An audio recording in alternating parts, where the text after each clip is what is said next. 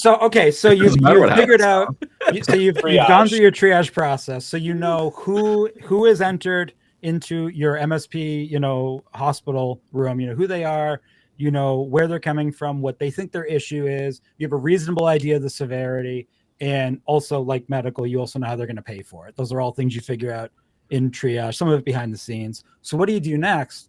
Well, in that hospital example, they got to figure out now, I've got a room full of people that have various problems. What order am I going to see them in, and who's going to see them?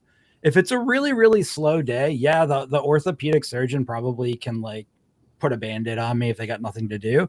But like if my foot's broken, I don't want like the intern nurse who does blood draws setting that. So you need to have a dispatch process. And that dispatch process is really that next step in that life cycle of the ticket. It's figuring out, now that we've collected that initial information, who's going to work on it, when, and in what order, and how are we going to communicate that back to the end user so they're not just sitting there panicking? Because that's happened to me. It's probably happened to you guys at a hospital where you're just sitting there and you're like, what's going on? And like, you make up a story in your head, you make up a narrative. And if you're in pain, that's not going to be a positive narrative. So dispatch is communicating that to the client.